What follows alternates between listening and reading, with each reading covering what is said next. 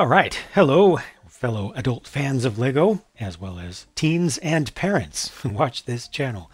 In this video, I'm going to be looking at the DC minifigures series from Lego, something that probably a lot of us didn't expect would ever be able to occur.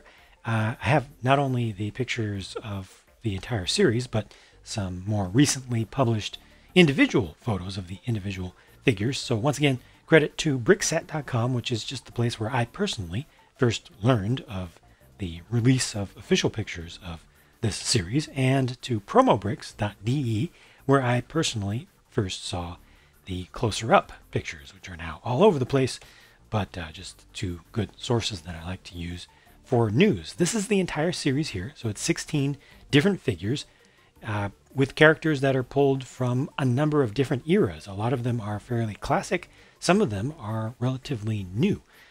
This is just what one of the bags looks like, but I'm just going to get as quickly as I can to this, which is the first of the figures that I'm going to cover here. So this is, interestingly, the only Batman in the series. As soon as I heard about this series, I was worried, oh man, how many Batmans are they going to include in this thing? They've just been milking Batman so much lately. But this is the only one in this series, and it is a representation of the original Batman. I believe it's the first one that they've done that specifically is supposed to be the original Batman from Detective Comics number 27. It was 1939? 1939, yeah.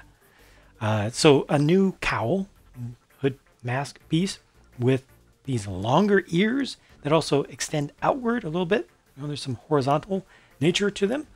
The printing on the torso is good. The legs are dual molded. It's a little bit hard to see here, but the boots are in black. And for some reason, this picture does not show any cape. They took the cape off. All these images are going to be computer generated, you'll see, with the non-realistic poses of these things. But in the full series image, let me go back to that. You can see he does come with a cape. It should have been a huge cape, and I wish they had kept the newer cloth style available. These are all going to the old cloth style that is crinkly and not so flowy, because the original Batman had this huge, magnificent, flowing black cape. But these horns are just so long, it's a little bit awkward to me, and the width of this entire piece is so thick that it makes him look extra comedic to a point, almost chibi, super deformed. And the reason they had to make this so thick is, well, it ultimately comes down to material science and durability. If they went thin, then people would start accidentally bending it. You know, it's just, they have limits, and they just have limits that affect the look of things. So I think this actually doesn't look that great with the head. Just the proportions are weird. I'm going to move on before I get too stuck on that one. This is a classic Wonder Woman that allegedly is supposed to be based on a 1966 version. That looks about right. I looked up pictures, and it looks like that's the correct era in general. There were a couple of options around that time. I might be a little bit off, but there's a version where she's depicted with the band under the hair like this, and there's a version with the band around the hair. I think that the band around the hair version would have been a little bit more distinct, you know, because they've done this kind of style a bunch of times. But for what it is, I think it's fine. Several things are going on with the bottom half of this picture. Several things. For one, come on, we call that clipping, and it's embarrassing.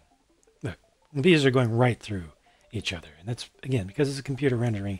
I'm shocked that they did not catch that. That's so obvious, though.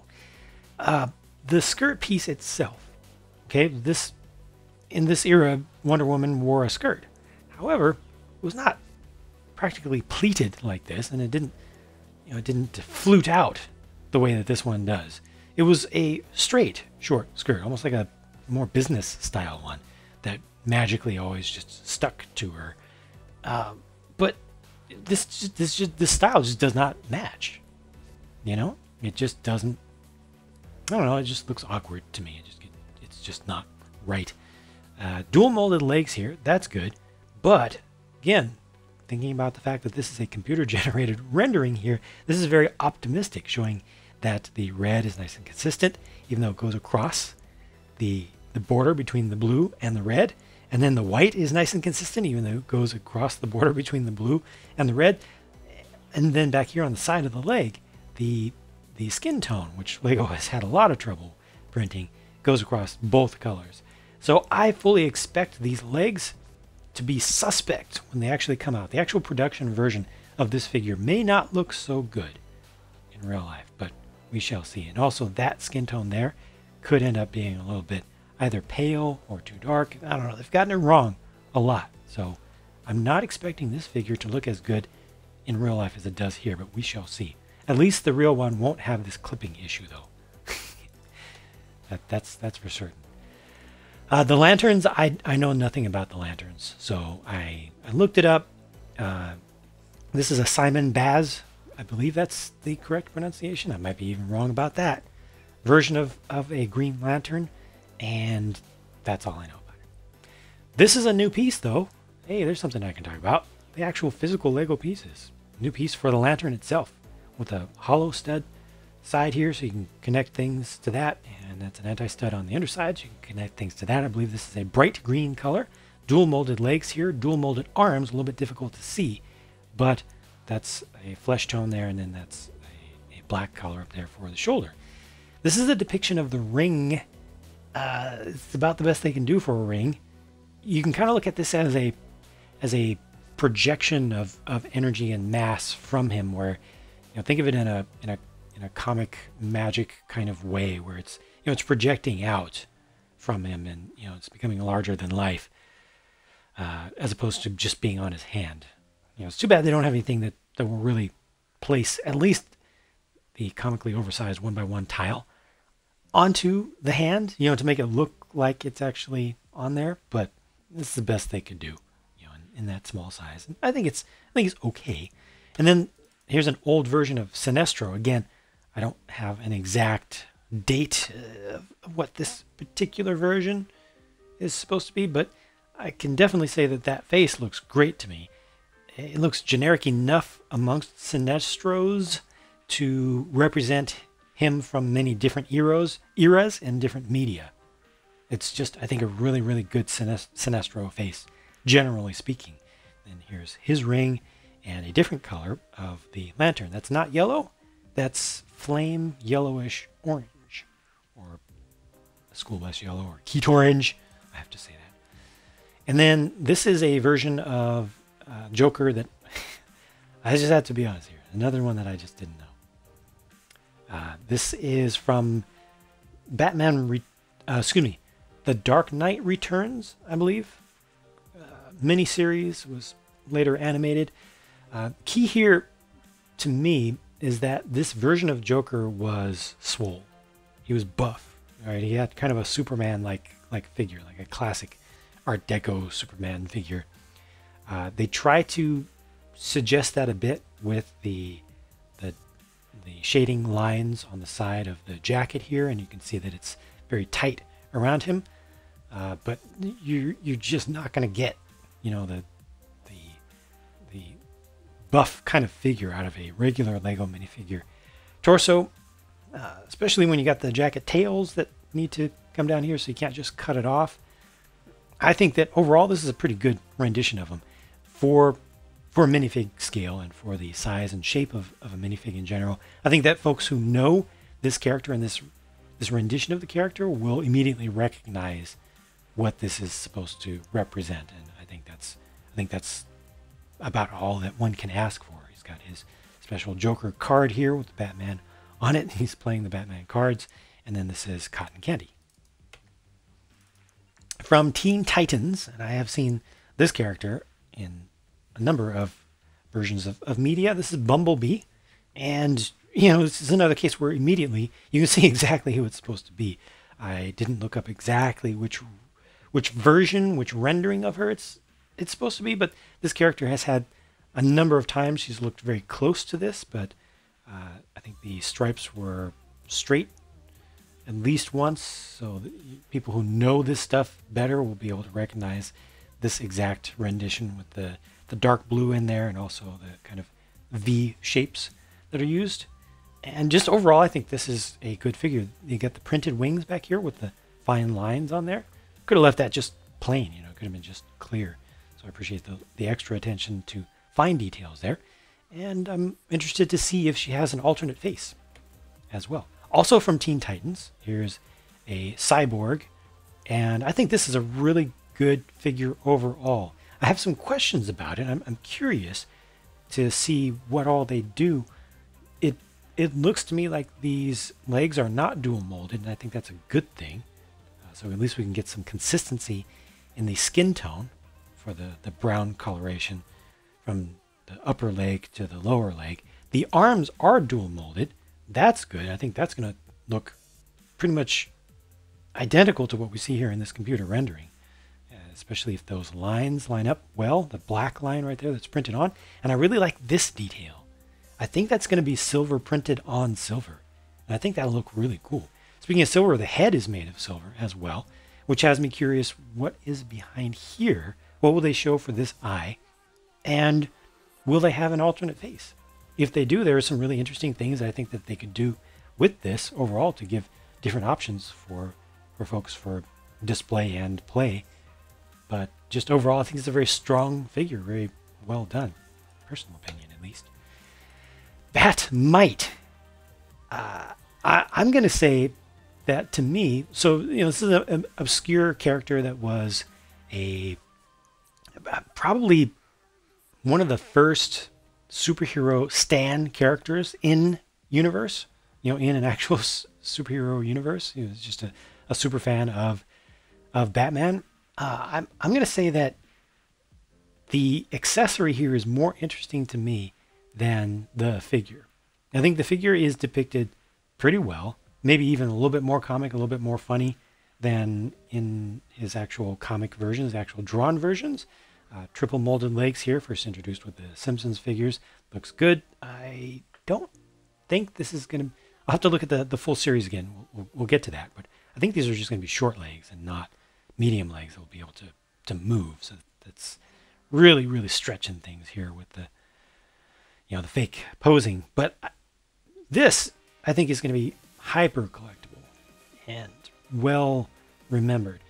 It's a representation, it's a Lego-ified representation of the cover of Detective Comics number 27, May 1939, the first appearance of the Batman. And it looks really good to me. I believe that the hat should be falling off.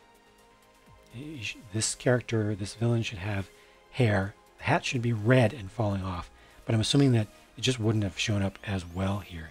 So some creative liberties were taken. Of course, you know, again, it's Lego-ified, but I think this is just really well done. It's a 2x3 tile that I think a lot of fans of DC will love to have their hands on and will probably be able to cherish, maybe even taking it away from the Lego stuff and just displaying it by itself. You know, it's just a really cool thing that Lego did there.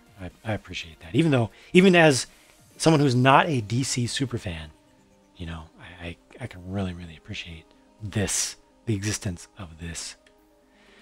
This Aquaman, I think, is like a mid to late 90s version of Aquaman. Looks pretty good to me. It looks pretty appropriate. Got the cybernetic hand there, which I expect to be used extensively by custom creators. I can imagine people buying up like 100 of these and just stringing them together with a bunch of wedged together lever stems and other weird stuff, you know, all kinds of bizarre techniques just to create a single interesting shape, like an archway or something. It's just an interesting piece. I wonder if a bar will fit through there. I hope so. I certainly hope so. It was just a really interesting looking piece, and you know, it only fits into a hand hole. I don't know. I like it. Big question about these legs. Are they dual molded? Because that right there suggests that they are. That's kind of the key indicator of dual molded legs in these computer generated renderings when you look to the insides of them and you see the seam there. So that's what that suggests, as if they were trying to get a nice bright green color here for the area with the scales. And I don't know about that. That would mean that all this would have to be printed or painted, which means that there might be more of a gap here. Like you might see more of the green here. I think black should be able to cover pretty well, but I wonder about the top and also the base. This could turn out well. It could turn out poorly. Could go either way. I wonder what the alternate face is also. That fish is a, what do they call it?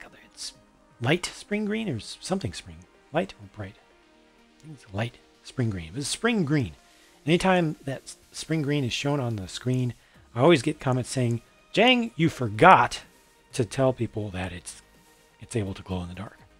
Now, I didn't forget because it doesn't glow in the dark. It looks like it should glow in the dark, but sadly it does not. It doesn't at all. It actually absorbs UV quite a bit and almost looks darker in the dark. It becomes very muddy looking. It's awkward. This is Star Girl. There's a lot going on with this figure because she has dual molded legs. I hope that the skin tone here on the legs will line up well, especially right there. And that where the dual molding line is going to be at the base there, so you're not going to see a difference in there. I hope that this will just be smooth. Single molded arms is fine. You got the print on the side there. And this is her cosmic staff with a new piece. This is a new mold. It looks like it could be marbled between trans orange and trans red, maybe even trans neon reddish orange in there. But I think that's a little bit of an optical illusion. I think it's just going to be all trans orange with glitter. You see all the little bits in there. That's glitter. So it's going to look all shiny and everything. And overall, the overall appearance of this figure, I think, looks very good. Matches the character pretty well. It's a good opportunity to have a good alternate face there.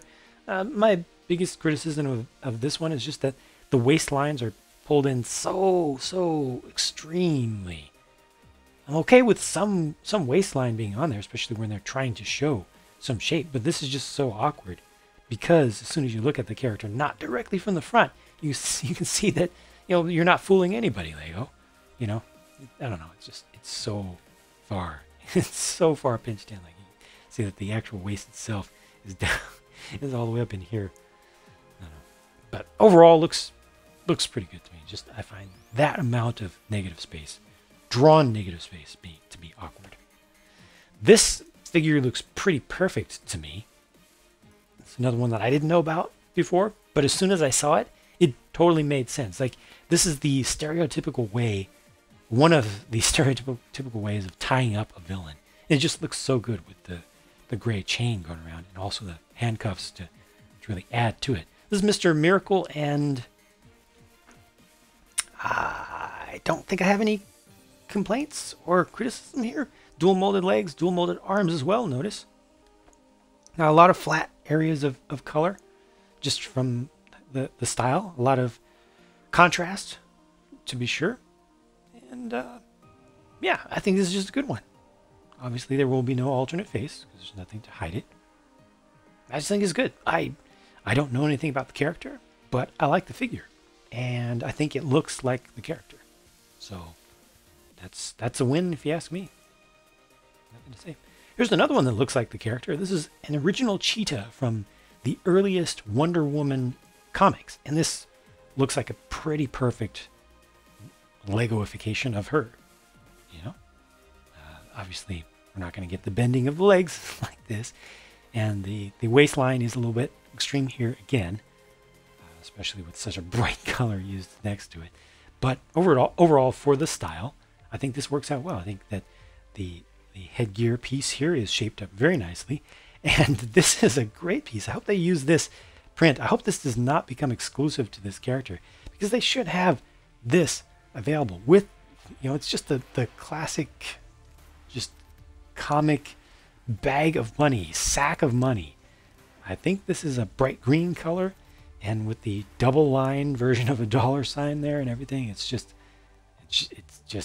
something that everybody doing a heist scene in stop motion or in play or in display should be able to get a bunch of easily. So I very much hope that LEGO makes more of these with that print.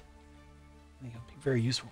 I'm interested to see what the alternate face is on this one as well. But just overall, I think the design work here is pretty stellar.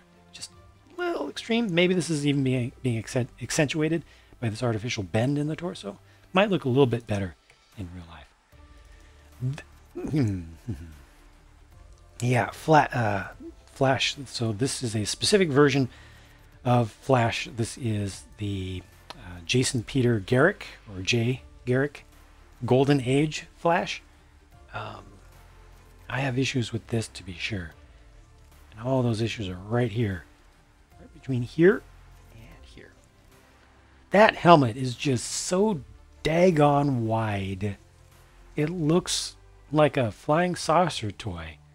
It looks like the flying saucer from the day the Earth stood still, with a couple of Art Deco Streamliner era wings added on there, you know. It's just so wide, and the actual character as drawn had the helmet, hat, whatever it was, had these tight lips. They were just in real close. And again, it's a Adonis style of character. You know, he was made with the trapezoidal shape, inverse upside down trapezoid shape. Might be using the wrong term there. Pinched towards the waist, you know, and wide at the upper chest, with a small head, relatively speaking. So this goes exactly in the opposite direction of how he ought to look, especially for the era. You know, he slimmed down later on, but yeah, for this version, just the helmet just takes it off in a weird direction. I don't get it.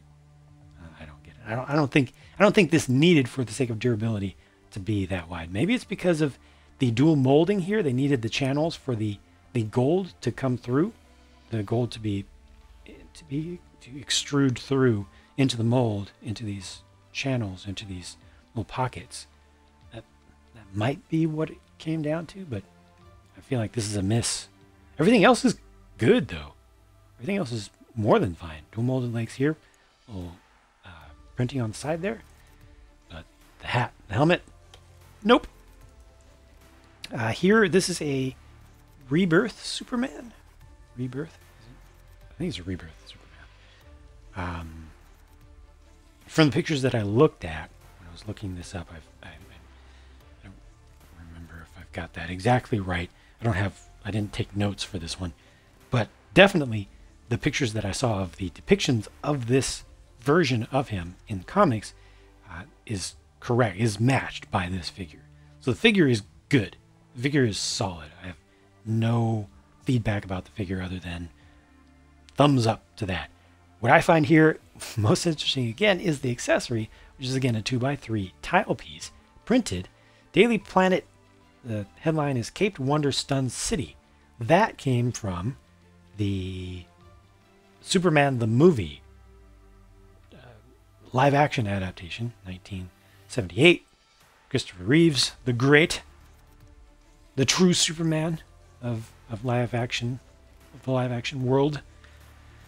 That's where that headline comes from, but the rest of the depiction of the front of this newspaper was not like that in the movie. This is showing him in that same movie at a different point. I believe it's from that same movie at a different point, but is it though? Because here so the actual one that they showed in the movie shows a helicopter scene. This is showing a plane, 4-engine plane, and one of the engines is on fire, and he's saving it, right? He's stopping it at this point. But is this from that same movie? Because in that movie, it was engine number 1, as they called it, out here, the port engine, the farthest from the fuselage. Sorry, tripping over my tongue here. It got completely vaporized by a lightning strike. Like, it's almost gone. And Superman himself flies up in there and salutes at the pilot and through the window.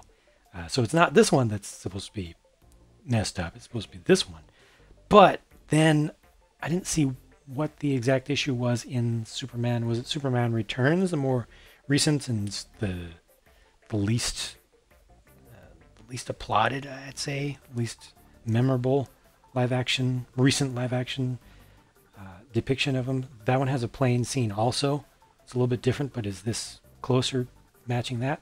Somebody who's a DC super fan who's watched all the media, let me know about that. I've spent too much time on this figure, but I just found it to be really interesting and cool to kind of geek out about these things, because Lego does that sometimes where they mix things up, just like they did with Harry Potter. With the recent series, they did the boy who lied on the no. It was the boy who lives is what they put, but they used kind of the appearance of the boy who lied headline, and it's just a mix of different references, which I think is cool.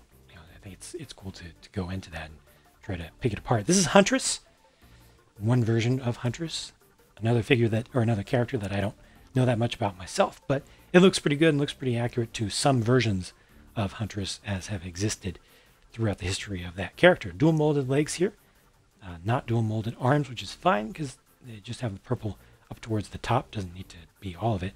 And you see there's some detailing in there.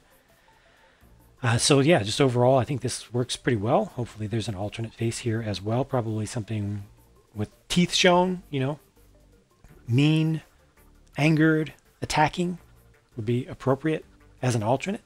Otherwise, I think pretty well done. And there's not that much else that I have to say about this one. I don't know how good this is of a representation of a weapon for her, but it seems right to me. Just personal opinion as someone who's not an expert on this stuff and is not going to pretend to be. But this I found to be actually really interesting. This is a character that, strangely, has not changed much in how he's depicted throughout the history of the character across different media. This is Metamorpho, who has the ability to change any part of his body to different elements and different types of material, and to morph and to change in size and texture and composition. And yet he hasn't changed that much from version to version to version. And this Lego version could represent almost any official version of him, from comics, animations, anything, because of that. And because I think that the figure itself is done well. As a Lego figure, I think it's done pretty well. Like that clear leg there. We'll see more clear parts coming from Lego.